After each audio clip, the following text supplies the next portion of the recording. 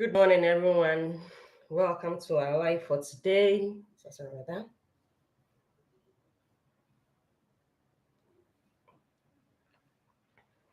Good morning, everyone. Welcome to our live for today. My name is Frances Hammond, and I'm the convener of the Parenting Bloom Institute. And today we are having a very free webinar on the channel. We have an upcoming course which is titled Understanding and Knowing Your Child's Learning Style. And with this course, this is a course every parent should register, in my opinion, because it's a gift that gives on giving. But before we do the main course, which is scheduled for the 22nd and 23rd of October, we're going to have a mini series of free courses leading up to the main course. So today we're going to talk about what happened to our eager learners and how, as a parent, you can whip up interest in your child. And so think about this. When you have a child at home, like a toddler baby, that child, they can crawl on their own, touch things on their own. They keep trying, repeating, failing, trying, repeating, failing, all on their own. Do you get it? They do everything on their own. It's like there's this motivation in them that is ingrained. And if you observe children, they are very eager learners. Children are very eager learners. On their own, they can learn and thrive. On their own, they can learn and thrive. If you have a baby at home, you keep on saying, stop, don't touch it, don't do this, don't, because they are curious learners. Like, they want to know how things work. They want to figure out how things work. And so they keep on trying and trying and trying. And so you realize that if you sit and observe your toddler or your baby, you realize that they are very smart children on their own, fueled by curiosity. But then, things change along the line. Things change along the line when we take them to school. And then once eager learners are no longer eager learners, it's like their love for learning wins when they rather go to school. Their love for learning wins when they rather go to school. And you wonder why that is the case. You see, the reason is that school provides one curriculum and one teaching environment and one method to fit all the learning styles. And to be very honest with you, in my opinion, it's a very huge error. It's a very huge error because you do not expect toddlers and infants to do the same things at the same time. Compare the environment at home and the environment at school. Compare the environment at home and the environment at school. It's like the environment at home is a free range environment. And by the way, please let me issue a disclaimer. This is not me asking you to homeschool your children. Matter of fact, if you can homeschool your children, that is absolutely fantastic. But for the majority of parents like me, we cannot homeschool our children. So we have to take them to school for them to be taught. And the truth of the matter is that school is a major part of a child's surroundings. And kids are excited to find out what it's all about.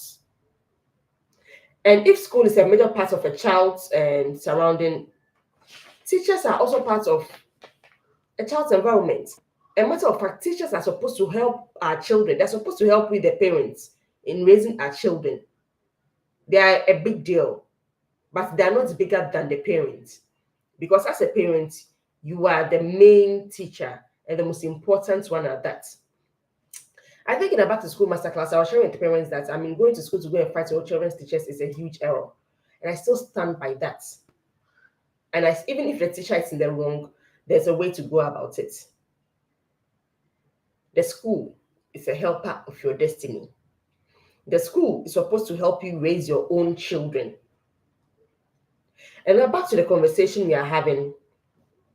Children accomplish their own developmental milestones at their own pace and in their own way.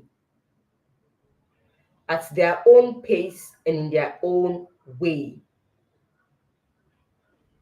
You don't expect infants and toddlers to be in the same environment, move from a free ranging moving environment to a fixed environment. In this case, I'm describing the school, to make them wear uniforms, to sit at a desk, and then you expect them to progress at the same time, using only one of several learning styles.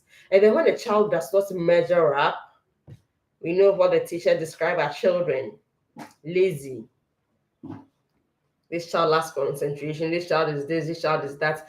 Madam, your child cannot sit still. Your child cannot do this. Your child disrupts the class. But that is not how it's supposed to be. Matter of fact, it's an error, and I keep saying that it's an error. To share a few research with you. Research shows that by the first and second grades, many students actually see themselves to be failures. And 95% of kindergartners feel good about their learning potential.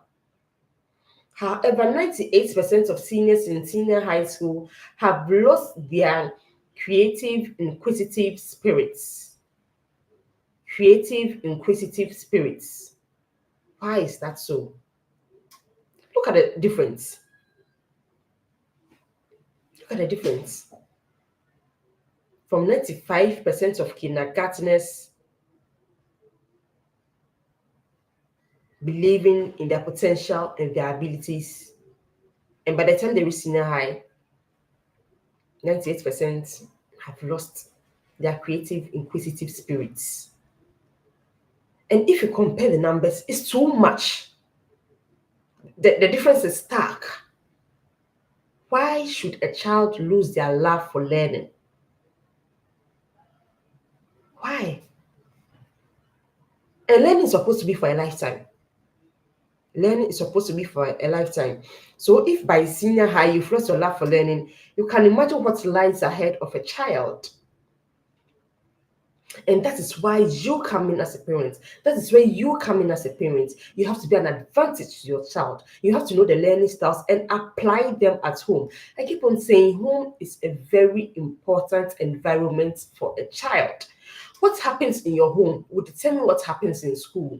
What happens in your home will determine whether your child will be a lifelong learner. So you cannot just say that I've paid school fees, the teachers should handle their own, they should know what they're about. I paid $10,000, I paid this, I paid that. No. Yes, the school is not offering free service. You have to pay for that service. But in addition to that, you cannot leave the entire job of raising a wholesome learner, of raising an eager learner, of raising a lifelong learner to the teacher. Just look at your home. You may have 2 or 3 children at home. But, managing all of them at the same time can be very tough at times. So imagine a teacher with 50 plus students, 80 plus students, 60 plus students. They won't be able to, manage them or have that undivided attention for them. And usually, very typical of schools, when you see schools with the very huge settings, majority of the time used to teach will be used in disciplining or will be used to let other be in the class. So then it starts with only a little time for teaching. So as a parent, you cannot afford to teach your child at home. It is too expensive and too risky to leave everything to the teacher. Too risky. Too risky. And unfortunately for us as parents, I'm busy, I work a 9 to 5, I do a 5 to 9, I'm doing this, I'm doing that, I don't have time, that is why I pay fees. Of course, whatever excuse you are giving or whatever you're saying is valid, but it's not going to give you the exact result or the specific results you are looking for. And it's be painful to change cedis to dollars to look for the best school for your child, only for your child to lose interest in school or schooling or learning for that matter. It's a very huge error and a very expensive one at that. We are supposed to help the teachers in the school in raising lifelong learners. The teachers cannot do it all.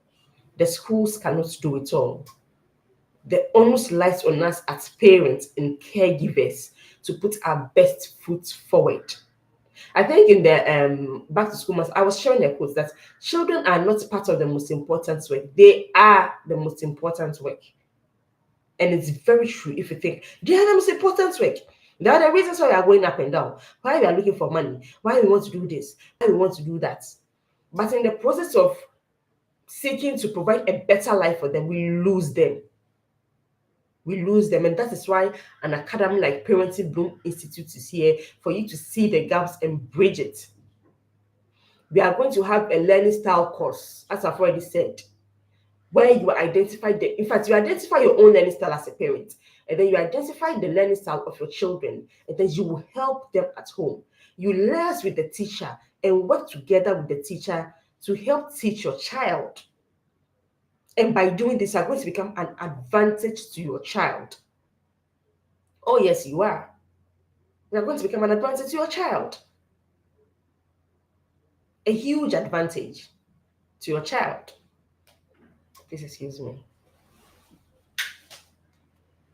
A huge advantage to your child.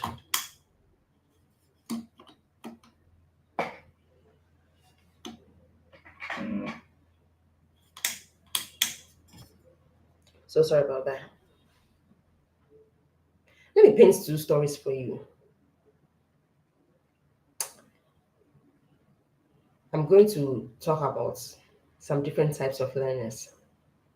I'm sure they will resonate with you. Oh, yes, yeah. We're going to talk about Eja. When Eja was in preschool, gosh, he loved it. He loved going to school because he would play, he would do his own things, he would hang his bag, he would play with play. He would do, he was in a Montessori school too, so you can imagine. I mean, the vim was there, and he was so happy going to school. But when he transitioned to grade school, unfortunately for Eja, he struggled a bit with reading and with maths. And like typical of all of some Ghanaian schools, or of majority of these Ghanaian schools, his teacher described him as lazy. Lazy. We move from being smart, being happy, being curious, being eager to go to school, to go into grade school because a child is unable to read and do math. He's now described as lazy. Can you see how that shifted? Like it moved from 0 to 100 real quick. And I keep on thinking, how can you tell a 7-year-old that he is lazy? Or an 8-year-old? A very young child at that. Matter of fact, what motivation is provided by telling an 8-year-old that he is a failure? And I want to throw the ball to you back as parents. Why do you accept such things from teachers? Look, there is a way to disagree healthily with a teacher. It doesn't need to be in anger, shouting, throwing fists. No. Why do you accept such labels given to your children when, as a parent, you saw firsthand how curious your child was, how smart your child was? And please let me issue a disclaimer here once again. If you have a special needs child, their case is different. I'll come to them. But special needs children need special attention. Hence their name. Hence their name. And it doesn't mean they're not smart. No. Majority of special needs children are smart. The only difference between a special needs child and a regular child is that they need special, specific, curated attention. So in this class, I'm going to talk about regular children. But parents of special needs children, please do not feel marginalized. It will come to you. It's a series, as I've already said. Why do parents accept, these labels given to their children? And when did they stop believing in these spirited young learners? They were at 3, 4, or 5 years old. And then all of a sudden they go to grade school and everything shifts. Look at Ida. From being a curious smart child to being described as lazy because of English and maths. Let's look at Kojo. Kojo was a very active, happy learner.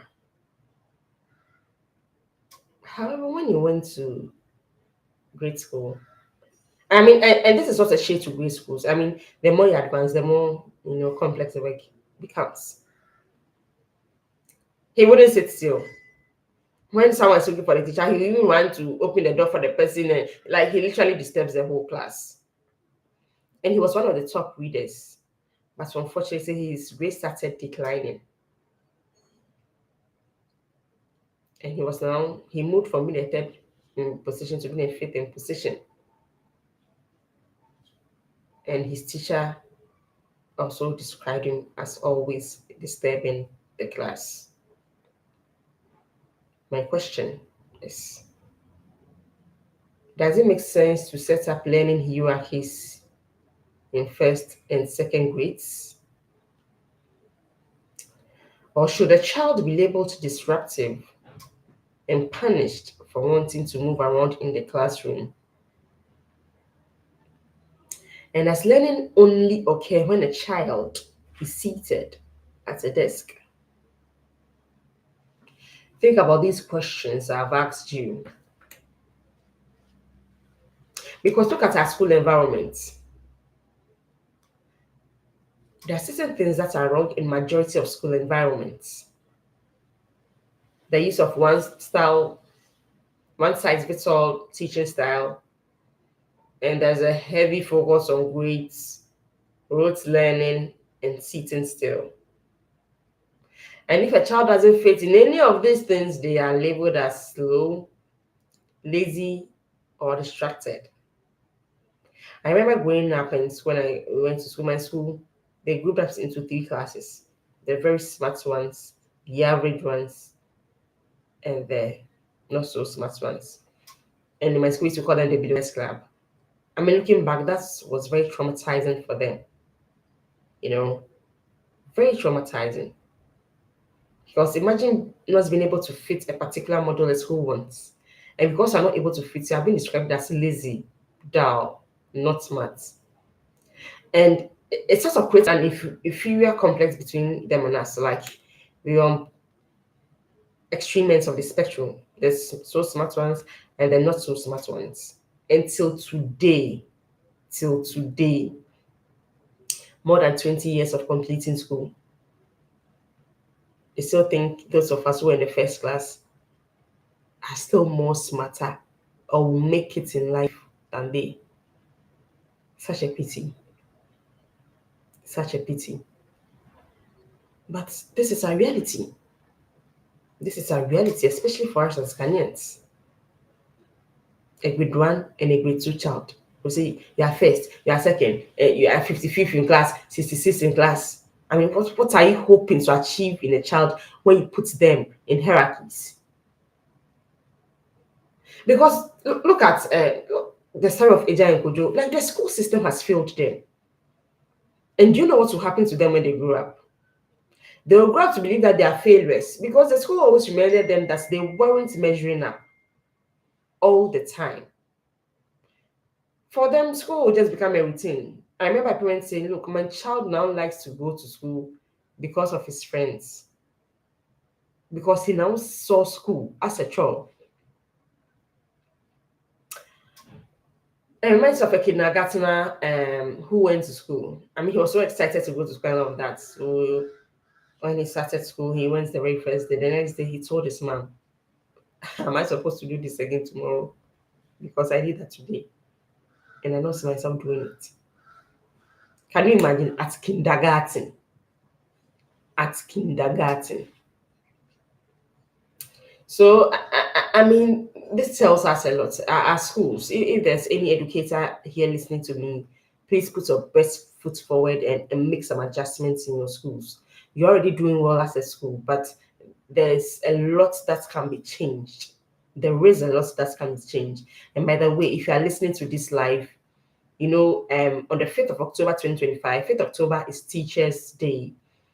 Teachers Day, and then for the majority of schools, they appreciate their teachers. Instead of giving them cash and cloth and pastries and the rest, you can pay for them to come and sit in a class like this, i.e., they know your child's learning style course. Because when they sit in a class like this, they will learn so much, and to keep on having rippling effects long after your child has left that class.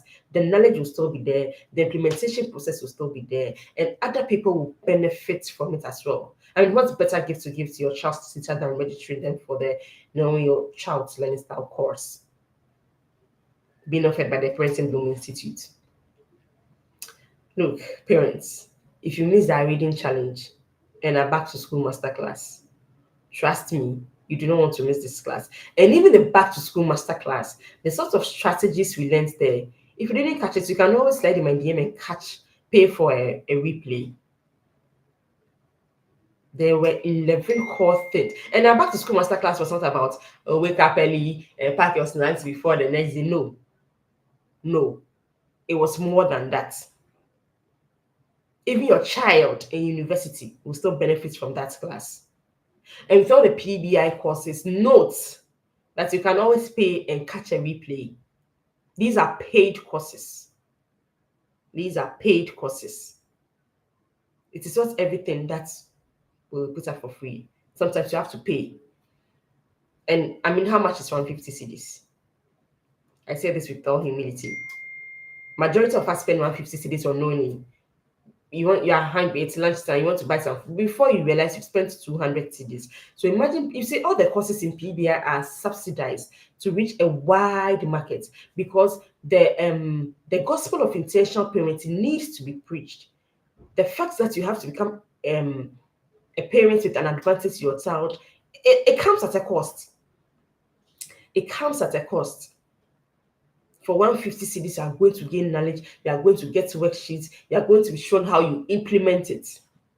Parents, you do not want to miss out on this particular knowing your learning style course. And one thing I must also add is that it's not just for academics, it's not just for school, it's even translating to your disciplining your children and all of that. But we'll discuss that in the main class. So start sending your momo, start registering for the class. The classes have already been created. People are already onboarded. You want to join them and wait and sit pretty in class. And this is PBI. For every course we put out there, we put our best foot forward. And all of our courses have value, and parents are attesting to that. PBI is here to stay. So stay with us, grow with us, learn, and raise children who will be an advantage to you and to the society at large. We've spoken about Eja and Kojo. We're now going to talk about another child who the school system has failed. And that child is known as the gifted child or the trophy child, the one who always follows instruction, the one who always does their work neatly and hands it over, the one who doesn't miss a paper or a homework or a project. I mean, the one who's always prim and proper, the one who's always scoring A's. Look, parents, especially for millennials like us, our parents made a huge mistake with us, because, for them, academic success was everything. And I mean everything. But sometimes that is not the whole story. The fact that you are smart when it comes to English and maths, that doesn't mean we are going to be smart in life. We're going to talk about Araba. One solid student. She was a very good student who presented all the work and did all was expected of her. And because of that, she missed out on having fun. She really missed out on a lot. Instead of going to play football with her friends or chess or whatever, she's indoors doing her homework because she has to present her work by Monday. And then good grades are the rewards we give to children for getting A's. And one thing is that such children are usually full of anxiety, Araba says she was always anxious and fearful of not getting A's or falling below the standard. So it was like she was a puppet who was performing for the school. I told you about my school in GHS, where the very smart students were in one class, the average ones were in another class, and then also smart ones were in the class. We usually call them the last class or the billionaires class. And it was teachers who gave them these names and laughing hysterically at it. I mean, looking back, that is so wrong. But back to Arabic story and linking it to my story, I remember going to school always anxious, always fearful. Like I know that the teachers were doing this to motivate us to learn, but it was rather putting fear in us. Like just like Arabic, we're also performing. We're also performing. I'll take a look at Sami. Whilst his friends are playing, having fun, they said he has to learn to get a scholarship. And so he's indoors doing SAT or GRE or SAT. Those children, those are the times we call book long. And before we realize they are grown, no friends, no skills outside of academics, they are just there. And then 20 years later, you hear the mom calling, "Oh, I'm looking for a job for my son. Please, if you have a job, let him in." And they're not so smart ones. The ones with tempt dull and lazy and distracted. They go to town, that bubbly fun self means, "Oh, I'm looking for a job," then their friends will give it to them. And the smart ones in quotes, we didn't build their people skills, we didn't build their other skills, social skills, everything. We just focused on English and maths. In the process, we did them a great disservice. Araba, I'll describe Araba as a failure. Most of us, she's a failure. But she had a different kind of failure because she succeeded in the system but failed to develop herself. Are you a parent with a trophy child? Pay attention to that child and ensure that you are not doing a disservice to that child. We're not going to talk about the disinterested and bored and average learners, you know.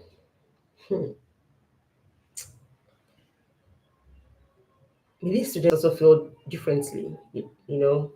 Darren's good at studies or sports, and they simply just remain passive.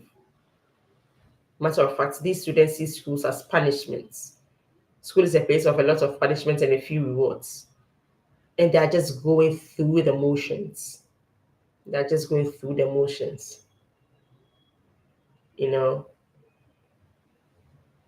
And it's quite unfortunate. Majority of these students tell themselves that, "Oh, when I get out of school, or pursue my interest or do what I want." But they've been passive for so many years. They've been passive for so many years. And because of that, their system has gotten used to it. So even if they complete school, they cannot be active because majority of their lives have resulted in them being passive, you know. And unfortunately for them, for the average students, I mean, they are not in the high highs or the low lows. So with such students, they do not get attention from the teachers. If you're in the high highs, the teachers are on you, they want you to perform, they're always clapping for you, blah blah blah. And then if you're in the low lows, you know, they're always on your case, do your homework, why not learning? Why is this? We'll do extra classes for you, we'll do this, we'll do that. But when in the average, you are neither here nor there, so you are just there, going through the motions. They're the most neglected kind of children. So we see the different types of children I've described and how we have failed them as parents and as a school. We have failed these students. Their love for or their eagerness for learning wanes quickly. And let me tell you something about Araba. When Araba finished school, she never took a single book to read because, according to her, she has passed the time. And if you look or listen carefully to Araba's story, that's the story for most of us. So we have exams to write, we won't learn. Nothing will force us to take a book. And I keep on saying, the Bible cry. If it was not for religious reasons or for the fear or love of God, we wouldn't read it. But nothing, absolutely nothing, will push us to take books to read on our own. That is because we weren't raised to be lifelong learners. We weren't raised to be lifelong learners or people who love learning. So, parents, it's not your child's fault that they do not love learning or their eagerness or curiosity for learning has waned. It's the fit. You know, many kids fail because the teaching style doesn't match with their learning style. Let me repeat it again. Many students fail because the teaching style doesn't match their learning style. It doesn't. So that is why they can't match up or measure up or fit. And as a parent, your role is to notice the mismatch and bridge it. And the question is, how will you notice the mismatch? When you have knowledge like this, when you have knowledge or gain knowledge from sitting a course like this, you'll be able to identify the mismatch and use the knowledge you have gained to bridge the gap. To bridge the gap, you have to bridge the gap as a parent and become an advantage to your child. So we're going to look for some practical tips we're going to share with parents today. This is a very short class, unlike our paid classes. Watch out for frustration signs in your ward. And this is not for toddler parents, or this is for older parents as well. Even if you have a child in a university, this is for you. And even for you as a parent, this class is for you. This class is for you. So you can see that the price attached to this course has been highly subsidized. So take advantage of it, because our aim is to create awareness. Our aim is to teach. Our aim is for parents to become knowledgeable. That is our aim. You cannot save everything to the schools, as I've already said. So now back to practical tips parents can do. You have to watch out or watch for frustration signals. When your child avoids homework, you're always complaining about school, or they're always zoning out when it comes to anything academics. Those are your cues, and those are your signals. You should know that something is wrong. You should know that there's a mismatch. You should know that there can be a better way. There can be a better way. There can always be a better way of doing things. Those are your cues. So notice the cues and refuse to be frustrated. Matter of fact, as a parent, as PBI, we teach our parents to train their eyes to identify gaps. And when you identify these gaps, number 2, you have to reframe your struggles. You have to change your perspective. Instead of saying, my child won't focus or my child won't sit at one place, you can say, maybe this method doesn't stick with my child. In what other ways can I help him or her? In what other ways can I help him or her?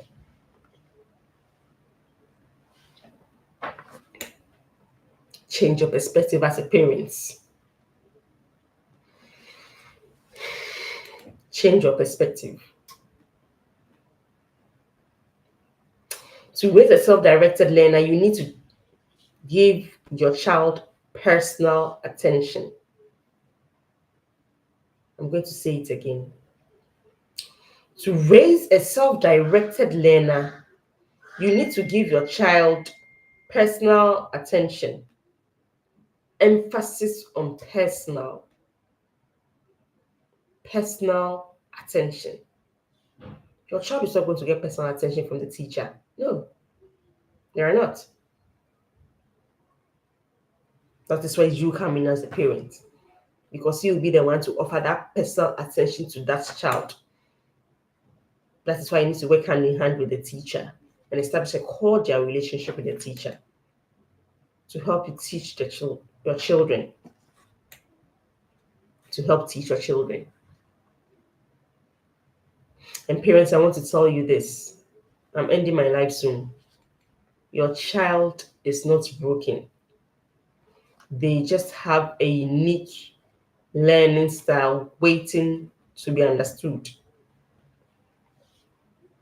Your child is not broken. They just have a unique learning style waiting to be understood. Waiting to be understood. And in order for you to understand your child, you have to know before you'll be able to understand the child. This is Parenting Bloom Institute. In the month of September, we are having our learning style course. And this course is for parents. In the main class, we will offer parents worksheets in addition to the webinars for them to identify that child's learning style and help that child thrive. No child should be termed dull or lazy. Even if you have a child with special needs, when you know their learning style, you can use it to their advantage for them to thrive as a person, for them to thrive as a people, even children with special needs. So, Mama, your child is not broken. Dad, your child is not broken. They have a unique learning style. And what you see, one thing about children is that when their learning styles are celebrated, motivation comes easy to them. To celebrate your child's uniqueness, you need to know. You need to know. So join the academy and know. Today we have thrown light on our eager learners. Our eager learners we have learned today are not lazy children. Oh no, they aren't.